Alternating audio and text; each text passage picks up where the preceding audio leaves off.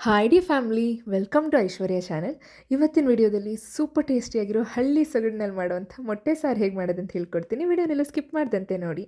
ಮೊದಲಿಗೆ 1 ಸ್ಪೂನಷ್ಟು ಅಚ್ಚ ಹುರಿದು ತೆಗೆದಿಟ್ಕೊಂಡಿದ್ದೀನಿ. 1 ಗೆಡ್ಡೆ ಬೆಳ್ಳುಳ್ಳಿ, ಅರ್ಧ ಇಂಚಷ್ಟು ಶುಂಠಿ ತೆಗೆದಿಟ್ಕೊಂಡಿದ್ದೀನಿ. 1 ಸ್ಪೂನಷ್ಟು ತೆಂಗಿನಕಾಯಿನ ತೆಗೆದಿಟ್ಕೊಂಡಿದ್ದೀನಿ. 1 ಸ್ಪೂನಷ್ಟು ನಾನಿಲ್ಲಿ ಗಸಗಸೆನ ತೆಗೆದಿಟ್ಕೊಂಡಿದ್ದೀನಿ. ಒಂದು ಅರ್ಧ ಅಷ್ಟು ಈರುಳ್ಳಿನ ತೆಗೆದಿಟ್ಕೊಂಡಿದ್ದೀನಿ. 1 ಫುಲ್ ಟೊಮೆಟೊನ ತೆಗೆದಿಟ್ಕೊಂಡಿದ್ದೀನಿ. ಸ್ವಲ್ಪ ಕೊತ್ತಂಬರಿ ಸೊಪ್ಪನ್ನು ತೆಗೆದಿಟ್ಕೊಂಡಿದ್ದೀನಿ. 1 ಇಂಚು ಚಕ್ಕೆ, 1-2 ಲವಂಗನ ತೊಗೊಂಡಿದ್ದೀನಿ. 3 ಮೊಟ್ಟೆನ ಬೇಯಿಸ್ಕೊಂಡೇ ತೊಗೊಂಡಿದ್ದೀನಿ. 2 ಮೊಟ್ಟೆ ಬೇಯಿಸಿರೋದು ತೊಗೊಂಡಿದ್ದೀನಿ.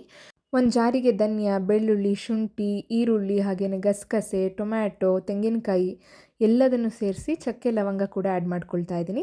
ಇದಿಷ್ಟನ್ನು ಸೇರಿಸಿ ಸ್ವಲ್ಪ ಕೊತ್ತಂಬರಿ ಸೊಪ್ಪು ಹಾಕ್ಕೊಂಡು ಅದರಲ್ಲಿ ಅರ್ಧ ಭಾಗದಷ್ಟು ಹಾಕಿ ಸ್ವಲ್ಪ ನೀರನ್ನು ಹಾಕಿ ಸಣ್ಣದಾಗಿ ಇದನ್ನು ಸ್ಮೂತಾಗಿ ರುಬ್ಕೋಬೇಕು. ಈ ರೀತಿ ರುಬ್ಕೊಂಡಿದ್ದಾದ್ಮೇಲಿಂದ ಒಂದು ಪ್ಯಾನ್ಗೆ 1-2 ಸ್ಪೂನ್ ಎಣ್ಣೆ ಹಾಕಿಬಿಟ್ಟು ಮಸಾಲೆ ಹಾಕಿ ಈ ಮಸಾಲೆನ ಚೆನ್ನಾಗಿ ಮಿಕ್ಸ್ ಮಾಡ್ಕೊಳ್ಬೇಕು.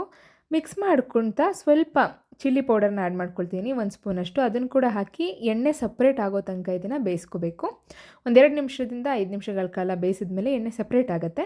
ಈ ಟೈಮಲ್ಲಿ ಇದನ್ನು ಇನ್ನೊಂದು ಸಲ ಚೆನ್ನಾಗಿ ಮಿಕ್ಸ್ ಮಾಡಿ 1-1.5 ಲೋಟದಷ್ಟು ನೀರನ್ನ ಆ್ಯಡ್ ಮಾಡ್ಕೊಳ್ತಾ ಇದ್ದೀನಿ. ನಿಮ್ಮ ಕನ್ಸಿಸ್ಟೆನ್ಸಿ ನೋಡ್ಕೊಳ್ಳಿ. ತೆಳ್ಳಗೆ ಬೇಕಂದರೆ 1.5 ಲೋಟದಷ್ಟು ನೀರು ಹಾಕಿ ಸ್ವಲ್ಪ ಉಪ್ಪನ್ನ ಸೇರಿಸ್ಬಿಟ್ಟು ಚೆನ್ನಾಗಿ ಇದನ್ನು ಮಿಕ್ಸ್ ಮಾಡ್ಕೊಳ್ಬೇಕು.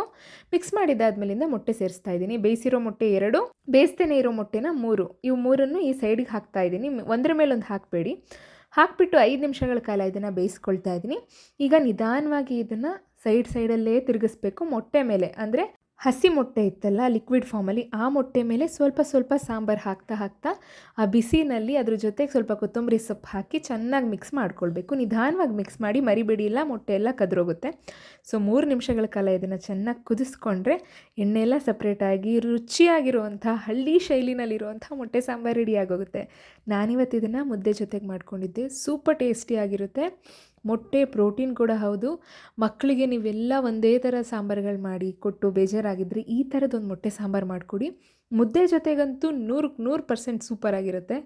ಸಖತ್ ಟೇಸ್ಟಿ, ನಾಟಿ ಸ್ಟೈಲ್ನಲ್ಲಿ ಬಂದಿರುತ್ತೆ ಟೇಸ್ಟ್ ಕೂಡ. ಆನಿಯನ್ನ ನೆಂಚ್ಕೊಳ್ಳೋದು ಮರಿಬೇಡಿ. ಈ ಡಿಲಿಷಿಯಸ್ ಆಗಿರುವಂಥ ಮೊಟ್ಟೆ ಸಾಂಬಾರನ್ನ ನೀವು ಕೂಡ ಮನೆಯಲ್ಲಿ ಒಂದ್ಸಲ ಟ್ರೈ ಮಾಡಿ ಟೇಸ್ಟ್ ಹೇಗಿತ್ತಂತ ಕಮೆಂಟಲ್ಲಿ ತಿಳಿಸಿ. ವಿಡಿಯೋ ಇಷ್ಟ ಆಗಿದ್ದರೆ ಲೈಕ್ ಮಾಡಿ, ಶೇರ್ ಮಾಡಿ. ಹಾಗೆಯೇ ಮತ್ತಷ್ಟು ಹೆಲ್ದಿ ಆ್ಯಂಡ್ ಟೇಸ್ಟ್ ರೆಸಿಪೀಸ್ಗೋಸ್ಕರ ಐಶ್ವರ್ಯ ಚಾನಲ್ನ ಸಬ್ಸ್ಕ್ರೈಬ್ ಮಾಡಿ, ಪಕ್ಕದಲ್ಲಿರುವಂಥ ಬೆಲ್ ಐಕಾನ್ನ ಕ್ಲಿಕ್ ಮಾಡಿ. Thank you so much for watching Aishwarya channel. ಎಲ್ರಿಗೂ ಒಳ್ಳೆಯದಾಗಲಿ.